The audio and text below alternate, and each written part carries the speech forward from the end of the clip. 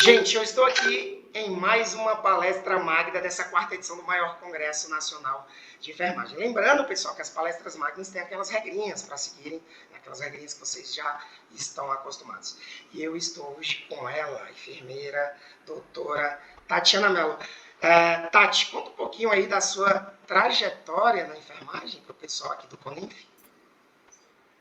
Olá a todos que estão participando do CONENF. Minha história na enfermagem começou em 2003, né? Me formei na Universidade Federal do Piauí e logo fui trabalhar na Estratégia de Saúde da Família aqui de Teresina, como enfermeira lá na assistência, e fiz também especialização em enfermagem obstétrica. Então, hoje, quando a gente for falar do nosso tema, a gente está agregando essas duas áreas de atuação, a assistência e a nossa formação em enfermagem obstétrica. E na nossa contribuição também no Fórum Estadual da Rede Cegonha, onde a gente foi responsável por construir a ficha de classificação de risco da gestante aqui para a nossa atenção primária à saúde do estado do Piauí. Tatiana aí, que é conselheira federal hoje do COFEM, ex-presidente aí do COREM Piauí, e que esteve em diversos momentos aqui comigo em Brasília, na luta em prol da aprovação do projeto de lei 2564.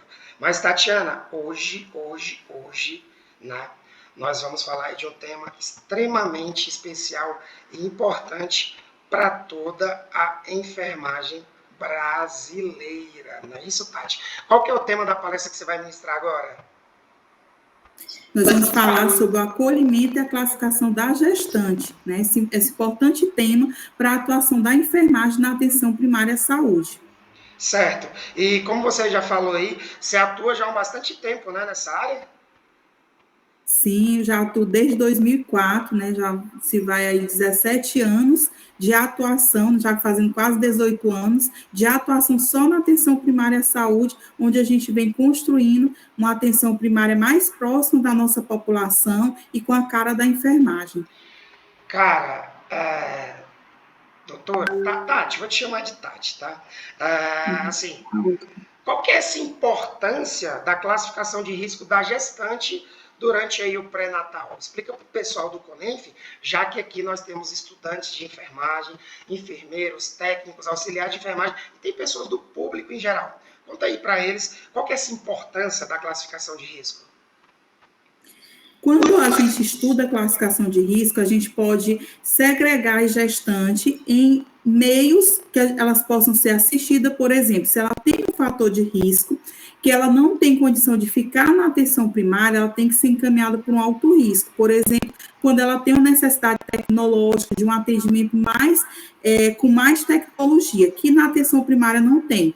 Então, por exemplo, eu tenho uma gestante com a hipertensão, ela precisa fazer exames como ultrassom com Doppler, proteinúria de 24 horas, que a atenção primária não oferece por não ser exames de rotina laboratorial básica. Então, a importância da gente ter essa classificação de risco é saber quando a gestante precisa ir para outro nível de atenção, garantindo aí a integridade do SUS, né, os princípios do SUS, que um deles é a integralidade. Então, quando eu não tenho como atender essa gestante e garantir a segurança dessa assistência no pré-natal, eu tenho que ter a garantia de encaminhar essa paciente para um serviço de atenção secundária. Se esse serviço de atenção secundária ele não for suficiente, ele encaminha para o nível terciário, que aí já vai ser a urgência e emergência obstétrica, a maternidade de alto risco. E aí, assim, a gente vai construindo um fluxo como a Rede Cegonha, que hoje é a atual rede de atenção à saúde materna e infantil, recomenda para o atendimento das gestantes. Então, uma das recomendações no componente 1 da Rede Cegonha é exatamente fazer o acolhimento com classificação de risco.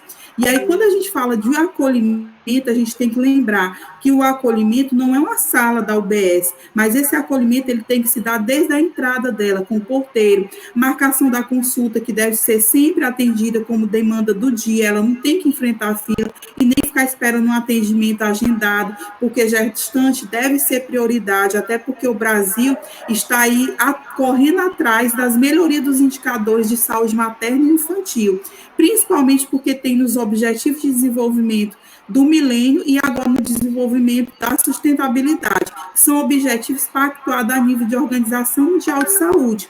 E quando a gente fala desses indicadores, o Brasil ainda vem correndo atrás para melhorar, E aí, um país que não tem uma saúde adequada para as suas gestantes e para as suas crianças, é um país que a gente não pode falar em momento algum que ele tem uma saúde de qualidade. Então, quando a gente fala de qualidade da assistência, a gente tem que falar em qualidade dessa assistência materno-infantil. Entendi aí a sua explicação, pessoal. Pedi um pouquinho de desculpa porque estava apitando aqui meu WhatsApp, tá? Mas eu já estou desconectando. E assim, Tati, eu sei que você explanou um pouquinho, né? Mas assim, o que é prioritário realmente, né, para aquela gestante que chega? Assim, quando deve-se, né, fazer essa classificação de alto risco? Então, assim, nós devemos fazer essa classificação de risco em todas as consultas da gestante. Aí, aqui é uma dica muito importante, que muitos profissionais ainda entendem que essa classificação de risco deve se dar apenas na primeira consulta, de jeito algum, gente, porque a classificação de risco, você tem que avaliar aquele momento. Tem gestante que ela vai lá para a minha consulta de pré-natal com a enfermeira Tatiana, a gente classifica ela com baixo risco. Aí, eu agendo a segunda consulta, que sempre a gente deve deixar agendada a consulta subsequente, ela traz o resultado do exame e eu identifico que ela tem uma toxoplasmose. Então, ela deixou de ser baixo risco e passou a ser alto risco. Então, essa condição de uma gestante que traz um resultado com toxoplasmose, ela precisa de uma atenção maior, de uma tecnologia maior de atendimento. Então, eu devo encaminhar. Então, de uma consulta para outra, ela pode mudar essa situação na classificação de risco dela. Por isso que a classificação de risco deve ser realizada em toda a consulta, em todo o contato que a gente tem com a gestante, a gente tem que aplicar um instrumento de classificação de risco, para saber se é seguro ela continuar com a assistência só na UBS ou se eu preciso encaminhar ela para outros níveis de atenção. Tá. Assim, como é que se faz essa classificação de risco? Você falou na questão do instrumento. Você pode explanar um pouquinho mais aí para esses mais de 22 mil congressistas inscritos aí no Conef, que já batemos os 25, mas conta um pouquinho aí como que faz essa classificação, já que ela deve ser constante, né, e em toda a consulta, resumindo sua fala. Sim, então, essa classificação de risco, a maioria dos municípios no país, eles utilizam um instrumento, né?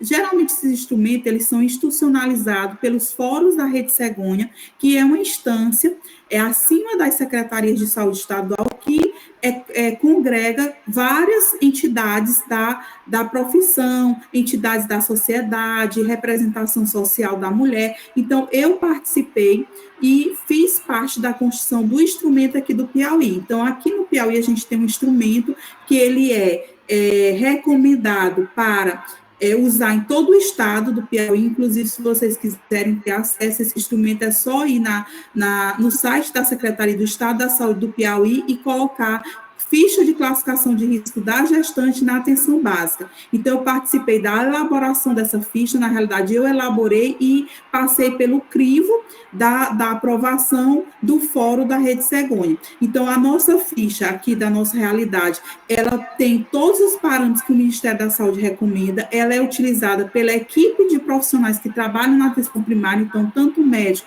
como a enfermeira aplica essa ficha em todas as consultas para que a gente tenha uma escala numérica, que a gente fez uma escala numérica, e aí quando a gestante ela tem até 4, o valor 4, ela fica no pré-natal só na atenção básica. Se tem de 5 a 9, ela está no pré-natal de médio risco, mas continua o acompanhamento da atenção básica com o critério de consultas com menos intervalo de tempo entre uma consulta e outra. E o alto risco é quando ela soma mais de 10 pontos, 10 ou mais pontos, e ela vai ser encaminhada direto para o alto risco, que é a nossa referência estadual de alto risco, que é o Instituto aqui de alto risco. Então, é assim que a gente utiliza uma escala numérica, onde a gente vai avaliar a idade da paciente, a renda, a escolaridade, o tipo sanguíneo, a questão do estado nutricional, se é uma gestante obesa, se é uma gestante sobrepeso, vai ter a pontuação, os hábitos dela, se ela é tabagista, usa álcool, outras drogas, também vai ter pontuação, além dos antecedentes obstétricos e de alguma situação que venha aparecer na gestação atual, como eu dei o exemplo da paciente com toxoplasmose. Ela não tinha esse histórico, fez o exame, diagnosticou toxoplasmose, já soma 10 pontos, e a gente já encaminha essa gestante para o alto risco. Nossa, eu já admirava, né? Você, pelo que eu te conheço, pelas suas andanças aqui em Brasília, sempre lá desde o Senado, na Câmara dos Deputados, mas agora, de saber, você construiu aí o instrumento, né, para toda a enfermagem, para a área da saúde, para a população, né, aí do Estado, fico bem te admirando ainda mais, né? E eu sei que nós somos profissionais de enfermagem, nós que estamos lá na ponta, nós estamos na realidade presentes desde antes do nascimento até depois da morte, então nós somos de extrema relevância, né, em todas as áreas da saúde, mas a mulher gestante, ela tem essa necessidade especial do atendimento mais humanizado e a visão que o profissional de enfermagem passa e esse empoderamento que a categoria tem, inclusive aí no Piauí, por você ter construído esse instrumento,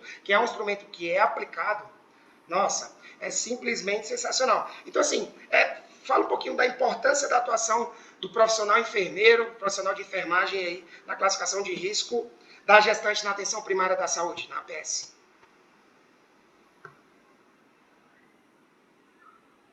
Diego e todos os congressistas, a gente tem que ter assim, a noção que quem faz mais de 90% dos pré-natais no país, isso dados do Ministério da Saúde, do SUS, somos nós, enfermeiros, nós, enfermagem. Então, a gente tem que ter protocolos que tragam essa segurança na assistência. E aí, esses protocolos de exames, protocolos de medicações que a gente pode prescrever durante essa assistência, nós devemos ter segurança nessa classificação de risco, por isso que o instrumento é muito bom para ser utilizado, e aí se no seu estado ainda não tem instrumento, porque Santa Catarina tem, São Paulo tem, Minas Gerais tem já o instrumento próprio, porque quando eu fui construir do Piauí, eu pesquisei os instrumentos de outro estado e a gente foi fazendo a adequação para a nossa realidade.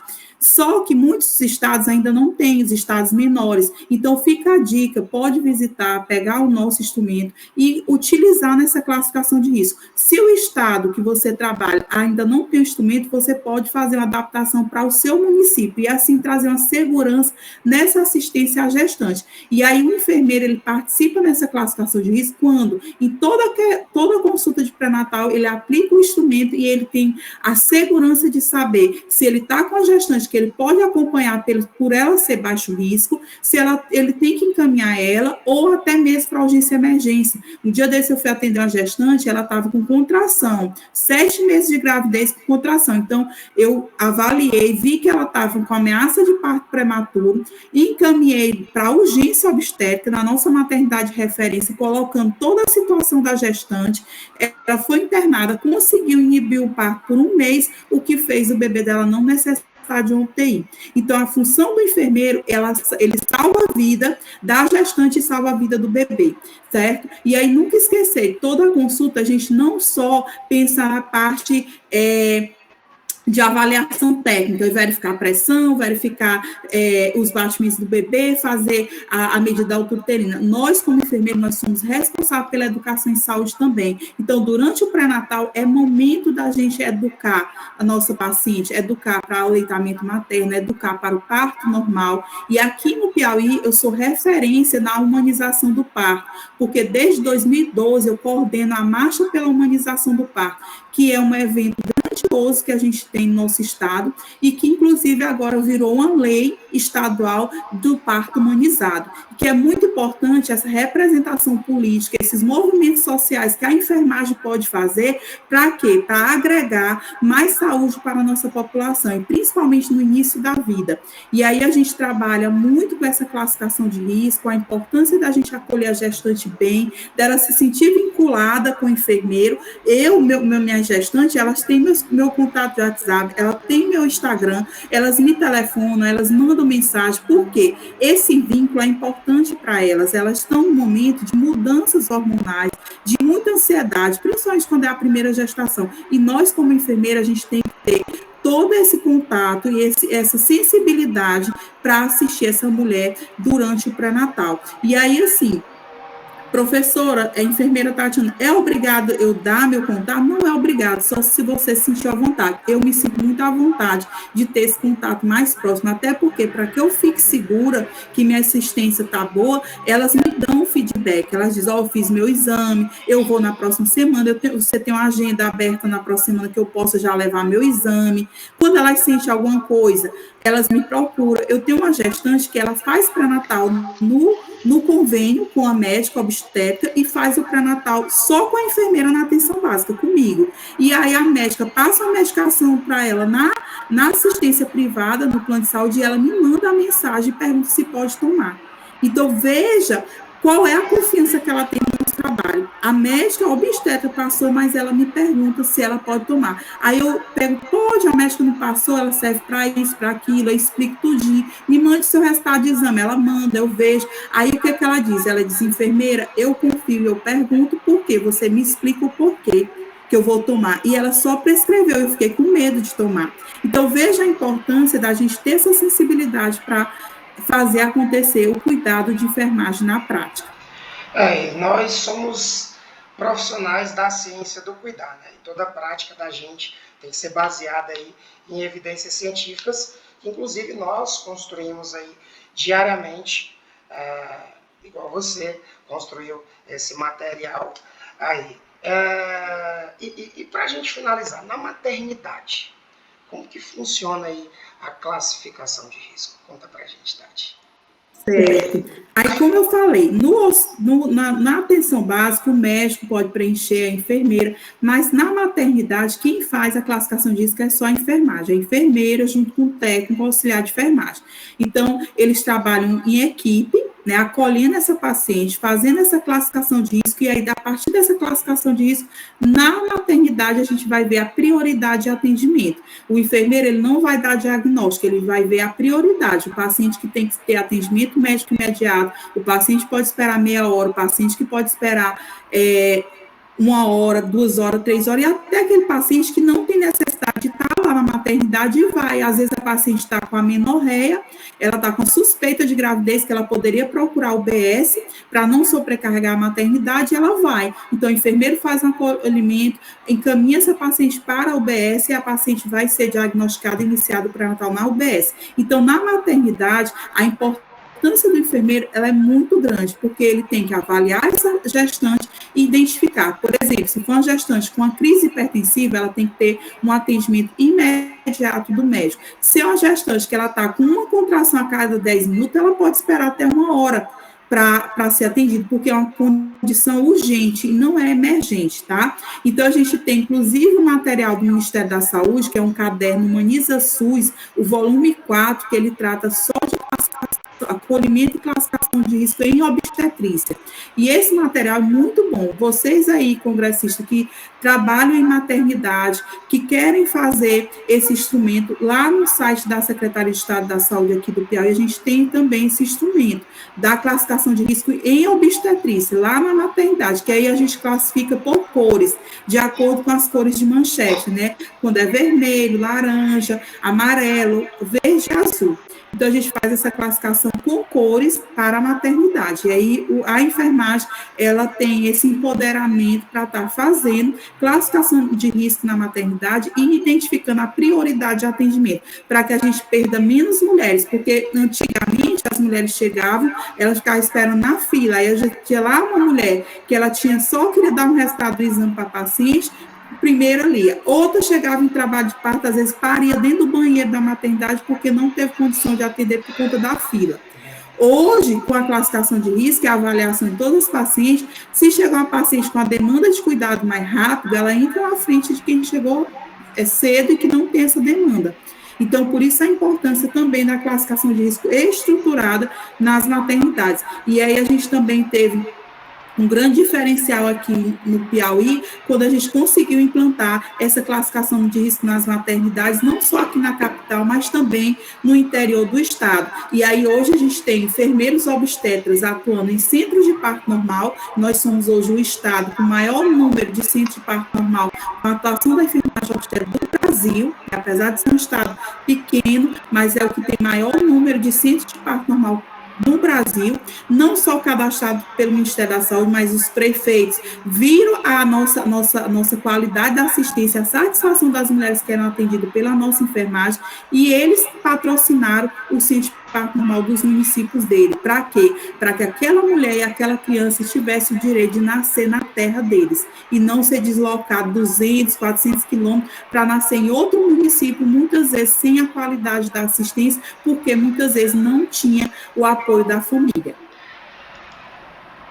Palestra, bate-papo, né, na realidade, enriquecedor. E aí é que eu falo, né? Vejam bem o empoderamento da enfermagem. Nós que somos profissionais que estudamos 2, 4, 6, 8 e que não paramos de estudar, né? Eu lembro muito bem que quando eu iniciei minha graduação, eu falei assim, você vai ser até estudante. Eu, o quê? Pensei que terminava aqui. Não, o profissional de saúde, o profissional da enfermagem, ele tem que se atualizar diariamente. E ver mulheres, né, como você, que são a maioria da enfermagem, cerca de 80% a 85%, segundo a pesquisa do Conselho Federal, Fiocruz lá,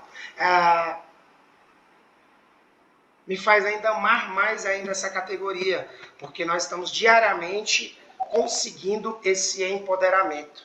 E acredito muito que através de pessoas como você, não são somente enfermeiras, são cientistas, nós somos cientistas da ciência, do cuidado, e podemos construir, você que está aí, você pode construir a ciência baseado em evidências, baseado, sabe? Me deixa muito feliz. Tati, é um prazer te receber aqui no Conenf. Eu queria deixar com você as considerações finais, né? Já que você é uma convidada, uma palestrante ilustríssima aqui dessa 4ª edição do Congresso Nacional. Considerações finais aí para o palestrante seguir aí para a próxima palestra, cara. Foi simplesmente sensacional, uma aula que... Gratidão, Diego, por toda essa organização, né, por esse grande congresso, por dar oportunidade a quem está nos mais longes lugares do nosso país, ter a oportunidade de ver, de conhecer melhor nossa profissão. Parabéns por todas as palestras, né, e dizer que nós, enfermeiros, técnicos auxiliares de enfermagem, nós que fazemos a enfermagem do Brasil, nós que fazemos a saúde pública do Brasil, nós também temos responsabilidade com a nossa visibilidade social. Temos que fazer acontecer e mostrar que nós, sim, fazemos acontecer com qualidade de assistência, com qualidade de cuidado. Então, eu espero que todas as palestras do Congresso reforcem um pouco, tanto na parte científica, como na sensibilização da gente mostrar para a sociedade cada vez mais o que a enfermagem faz, como ela faz e como ela faz acontecer saúde pública e saúde como um todo no nosso país. Então, um grande abraço a todos vocês, fico muito feliz de estar participando da 4ª edição e espero estar na 5ª e nas próximas que vierem, tá? Com Parabéns. certeza você vai ser convidada, tá? Eu queria te agradecer aí por toda a luta em prol tanto da enfermagem piauiense, né, quanto da enfermagem brasileira. Nós que somos profissionais aí, que estamos na linha de frente desde antes da pandemia, e agora que ela está passando, porque nós vacinamos, nós estaremos lá. E me orgulho novamente de ter você no meu ciclo de amizade, de você poder estar participando desse congresso e estar levando o Conenf para os cantos, para as capitais, né? Mas também para os cantos mais distantes, Tati. Como eu contei na minha palestra de abertura ontem, eu sou de Ceará, vim para Brasília, e aqui eu sempre fiz tudo o que eu podia para poder participar de evento, de congresso, só que eu só podia ficar aqui porque eu não tinha dinheiro. E hoje eu sei que esse congresso está levando esse conteúdo de qualidade do Oiapoque ao Chuí para os 4 cantos do Brasil, e você representa lindamente aí o pessoal de Piauí, tanto na questão da ciência, do cuidado, mas também nas lutas que nós temos aqui, como você participou comigo diversas vezes, né, e segue lutando. Um abraço, muito obrigado por ter aceito esse convite do Conenf, tá aqui levando conteúdo de qualidade para toda a enfermagem brasileira. Tá bom? Obrigada, vamos continuar na luta e no empoderamento da enfermagem. É isso aí, pessoal. Sigam agora para a próxima palestra do maior Congresso Nacional de Enfermagem. Tati, beijo.